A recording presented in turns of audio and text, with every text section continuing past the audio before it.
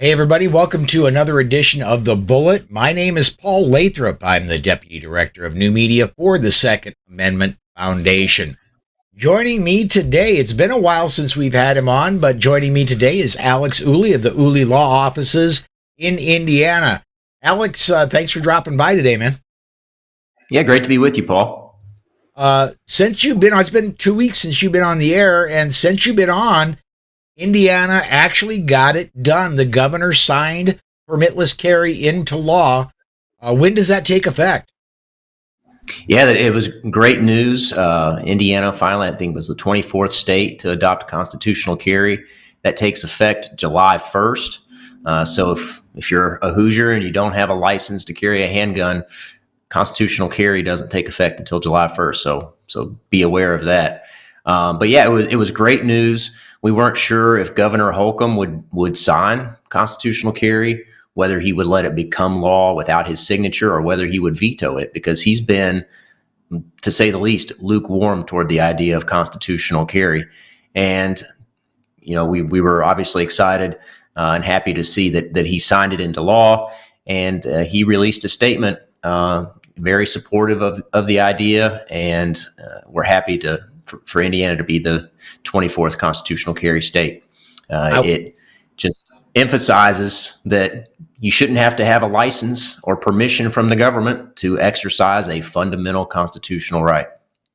I was a little surprised when he did it. I didn't think he would. And when Indiana joined the club, one thing it did was it brought the number of states with permitless or constitutional carry, however you want to term it. I prefer permitless myself, but the number of people that live in permitless states now equal the number of people that live in may issue states. So there are just as many people that live in a really free America as there do that live in a, well, you might be able to get a concealed carry permit America. Yeah, there's a promising trend toward permitless carry. I'm kind of like you, Paul. I prefer that because our rights don't come from the Constitution; they're simply protected by the Constitution. But yeah, you're right, pointing out that it's promising that so many Americans now live in a state that appreciate that fact that you shouldn't have to get permission to exercise a right that you already had. Absolutely. As we get going, I want to remind everybody that's joining us live. You can comment on either the Facebook or the YouTube video, and I'll get notification of it. I can put your comments on the air, and we're already getting some of those. Also, if you're watching, and the fastest way to get your comment in is if you're on Twitter, just comment on Twitter and use the hashtag Bullet Podcast, and that comes through. No matter, because I have occasionally had problems with my software picking up Facebook or YouTube comments, but that comes through every time. But anyway, let me get... And Paul, if it's okay, I'd like to make a couple other points about constitutional carry. Absolutely. The Governor Holcomb here in Indiana, in his statement after he signed constitutional carry into law here, he pointed out, and it's a fundamental point here, if you were a prohibited person prior to constitutional carry, you're still a prohibited person after constitutional carry. So if you were prohibited under federal law or under state law from possessing a firearm because you were a felon or you had a crime of domestic violence on your record or you had some other prohibiting factor, that's not going to change. There's not going to be some wild, wild west. We're simply removing a hurdle for law-abiding citizens to ask for permission to exercise a right they already had. And that's a very important point that I think Governor Holcomb made in his statement when he signed constitutional carry into law. And I think that's true everywhere, in every state that's adopted it. And you're still going to have the ability in Indiana and in most states, I think every state that's adopted it, except Vermont, I believe, to acquire a license to carry a firearm or a license to carry a handgun in Indiana. And that license is still useful for the purpose of reciprocity. Mm-hmm. Indiana, I believe there are 32 other states that recognize Indiana's license to carry a handgun. I believe 23 of those are already constitutional carry. So that means that the license from Indiana gives an Indiana resident 9 additional states in which they could carry if they didn't otherwise have an Indiana license. So it's still useful. You can still get a license. There's no fee. And in fact, I think in South Dakota, Paul, South Dakota just eliminated their fee or was moving in that direction. Yeah. Governor Noem signed the bill earlier this week, and July 1st, same day that your state law changes, our state law changes, and the fees for everything except for the training for the enhanced permit, the fingerprinting, the permitting fee, all that goes to zero. So it won't, the Governor Noem likes to say it won't cost you a penny to exercise your Second Amendment rights. And I am so pleased about that. I want to get a couple comments in here real quick. Charlie says, Georgia by 4-9 constitutional carry. They are really battling in the legislature down in Georgia. I didn't have a good story to put in the show notes for that today, but they're trying to get it. They passed it in the House, they passed it in the Senate, but they're different versions. They're in a conference committee. They're trying to get all the differences hashed out. But yeah, they have to be finished by Georgia law. The legislature has to be done by April the 9th, and so they are quickly running out of time. I think they're going to do it. It's just, it's got to get done real soon. Well, and if they get it done, they'll be the 25th state. So not only will it be more than half the population, it will also be half of the states that have constitutional carry. So that would be an awesome development. Yeah, absolutely. And Nebraska's still in the mix too. My understanding is this week the Nebraska legislature, and it's a unicameral, it's only one. They've only got a Senate. They don't have a House there.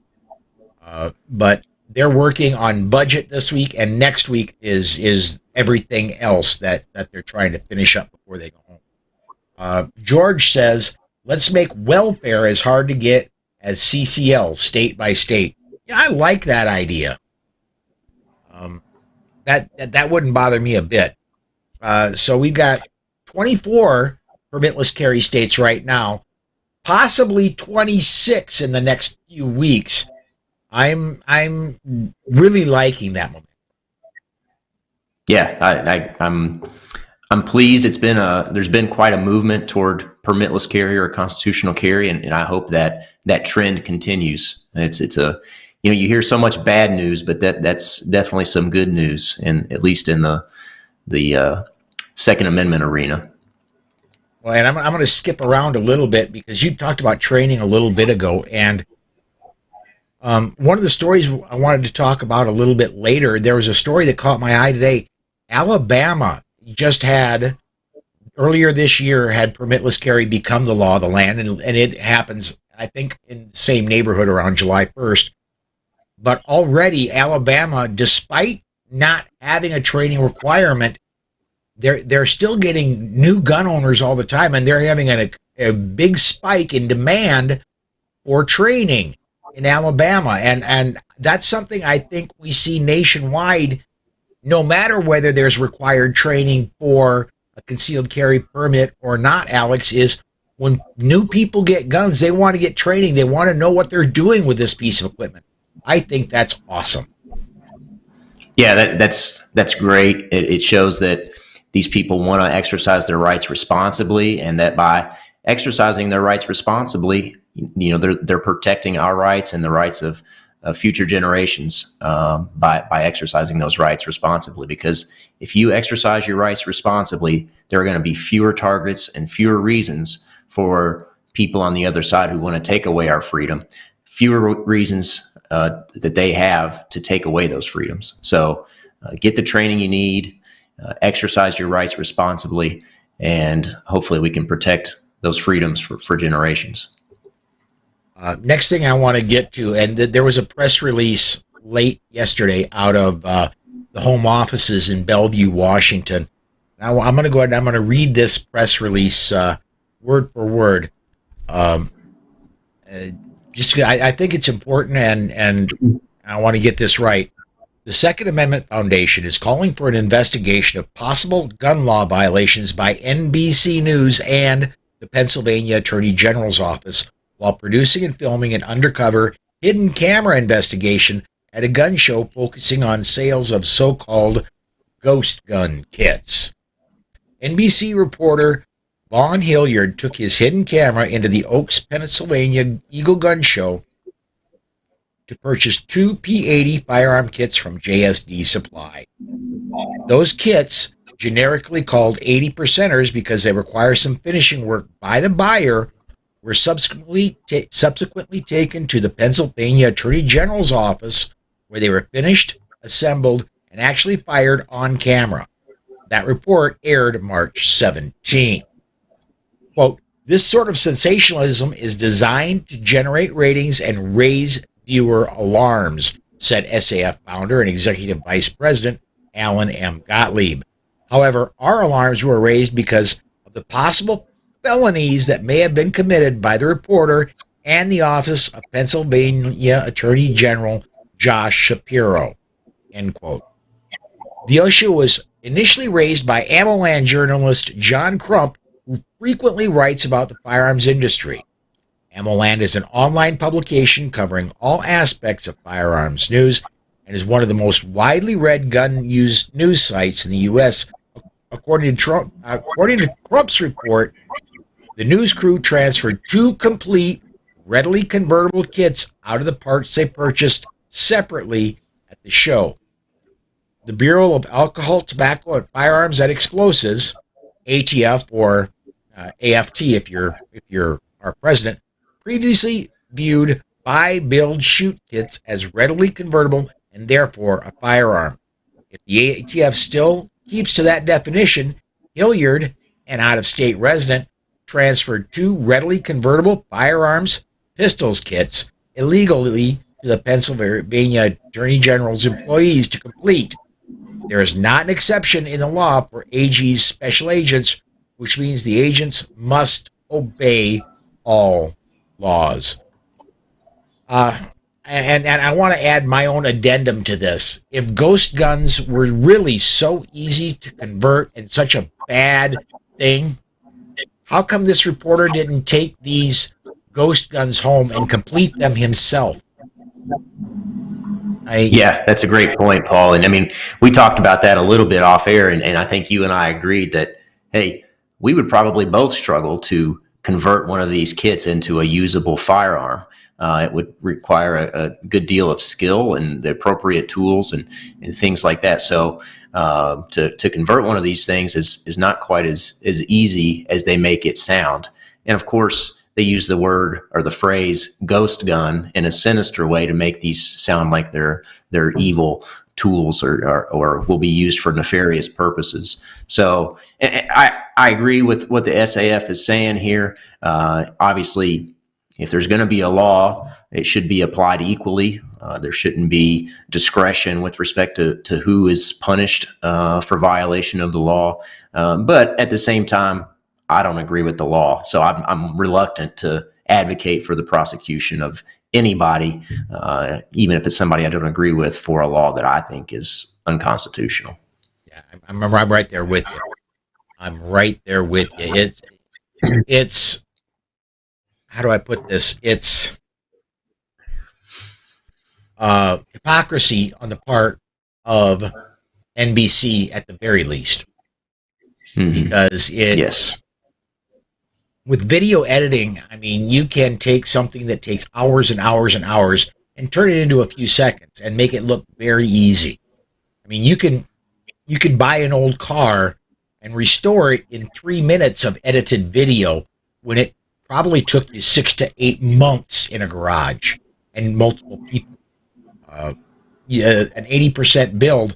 I mean, I'm going to be totally honest here. I would probably have to buy 3 or 4 of the 80% lowers, and because I would get one of them eventually done right, but I'm not going to get it done right probably the first time. I'm going to need to screw up several times on the way to get one function.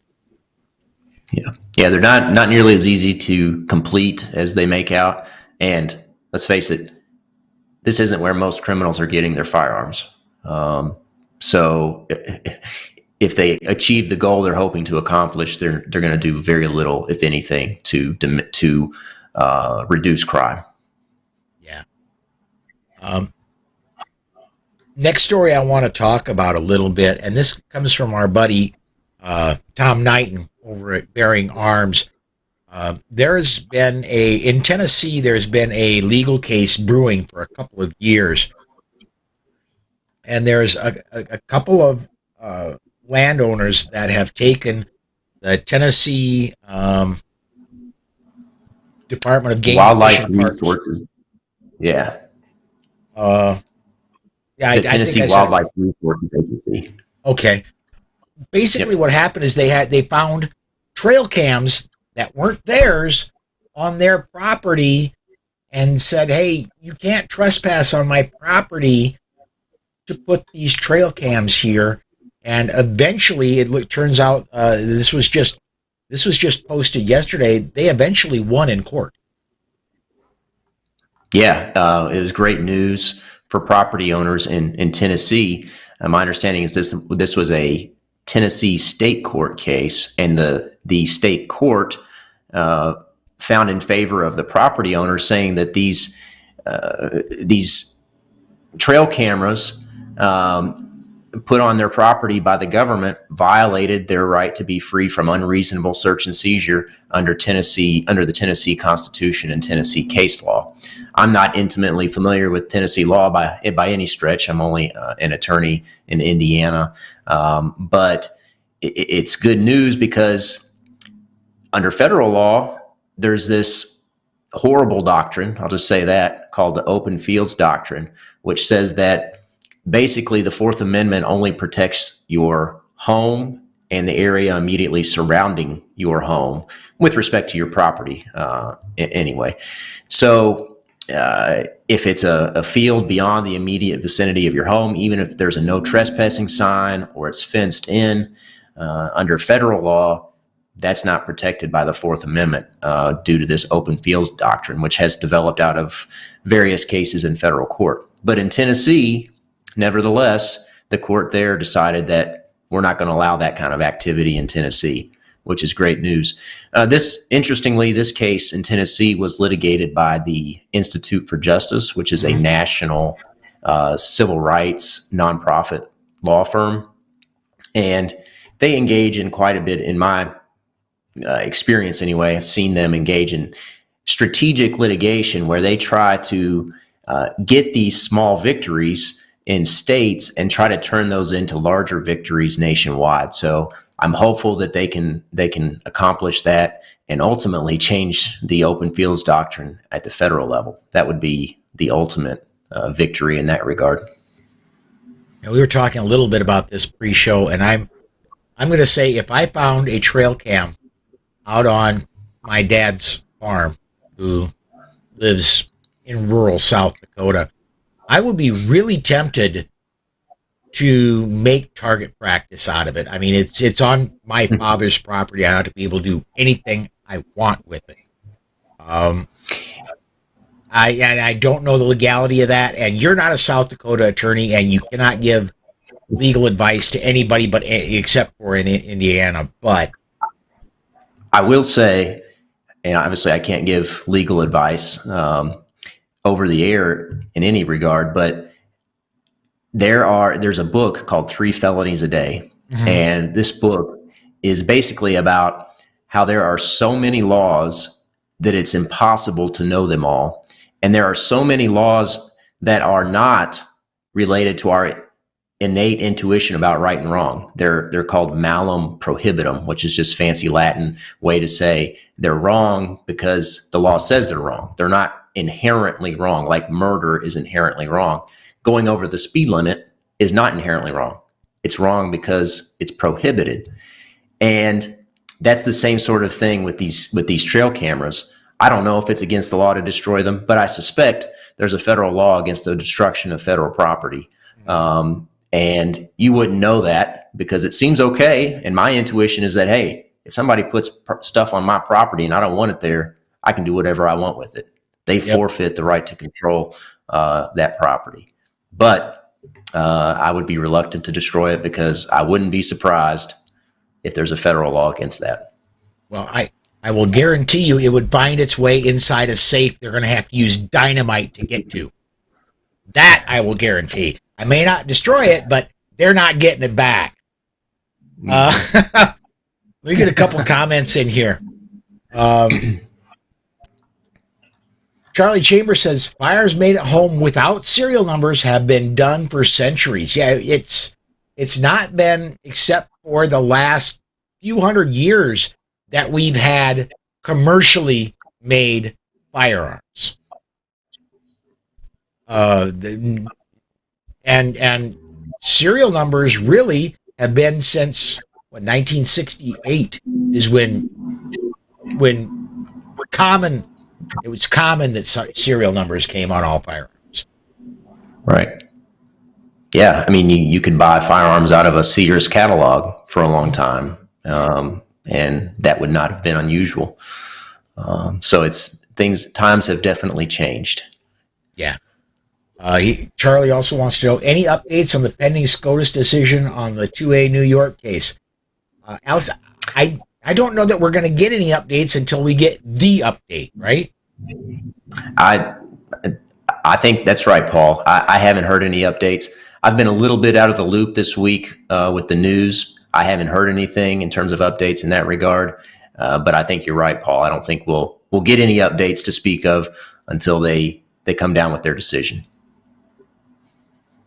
Last story I want to talk about today, and this one's just a little bit fun.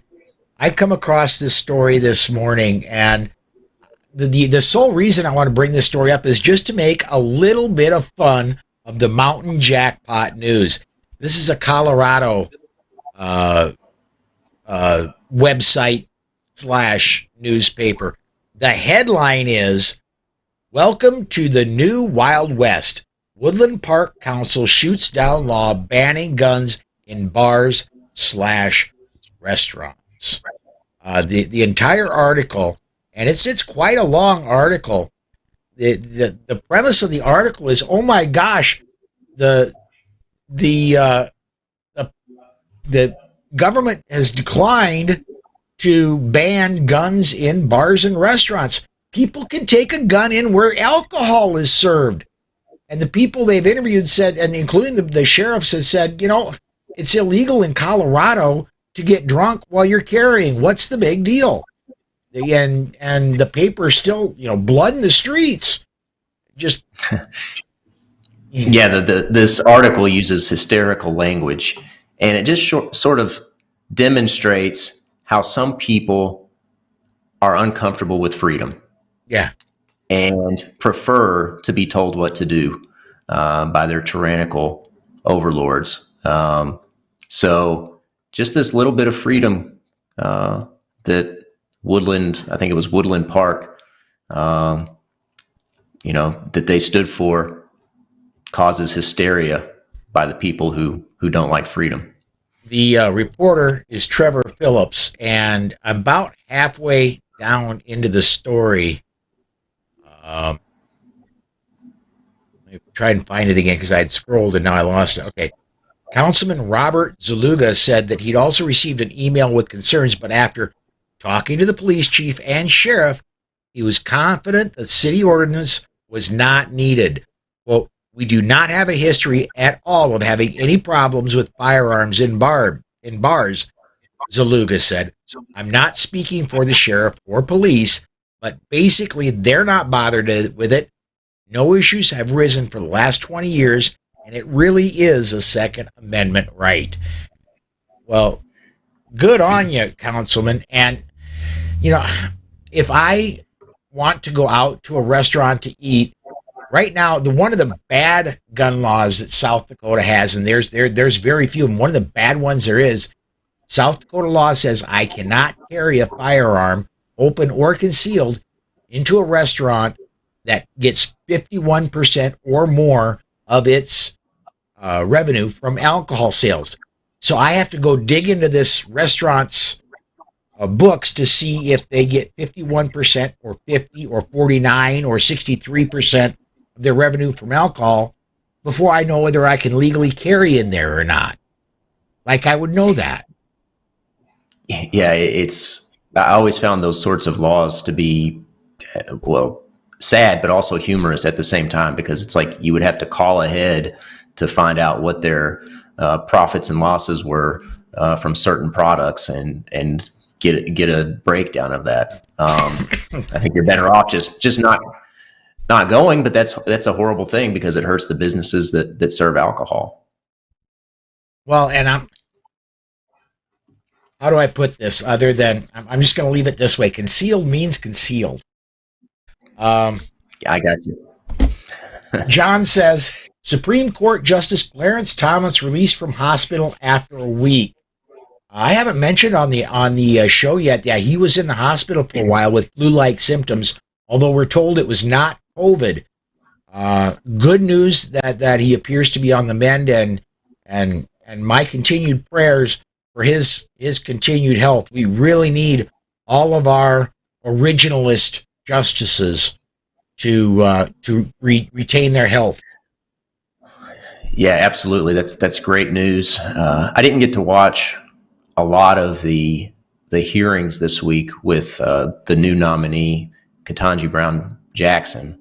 But I will say, and I don't believe she'll be friendly to the Second Amendment, but I will give a little bit of a positive spin on her nomination as opposed to someone else, because unlike Sotomayor or some of the other liberal justices, I think Ketanji Brown Jackson will be more like Justice Breyer, who was, while I disagreed with him, a little more thoughtful and less dogmatic than some of the other liberal justices. And she did say at one point during the hearings that she is very conscientious of her limitations as a judge and the authority that the judges have, and that her focus is to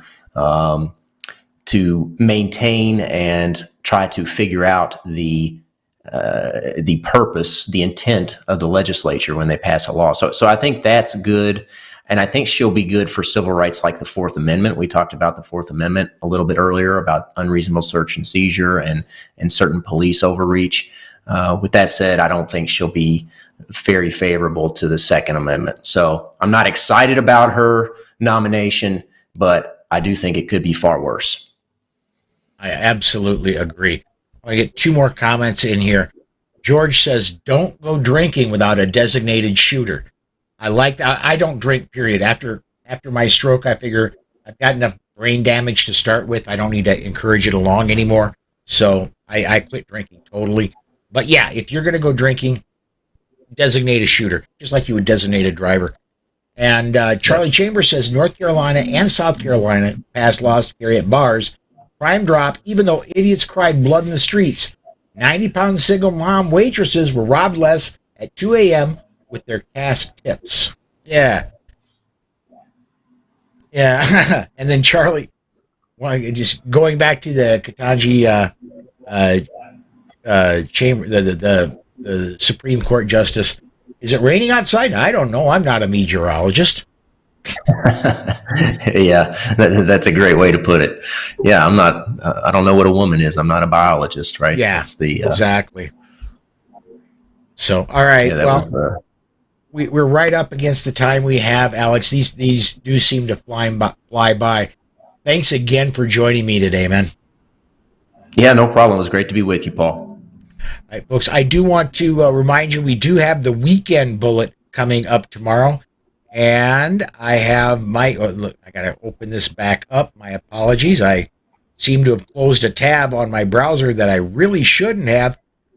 The people that are going to be on with me tomorrow for the weekend edition of the Bullet, Beth Alcazar is coming back, Dan Waz, and Tony Simon is going to be on the weekend edition of the Bullet tomorrow. Thanks, everybody, for watching. Come join us at noon Central Time tomorrow, and have a great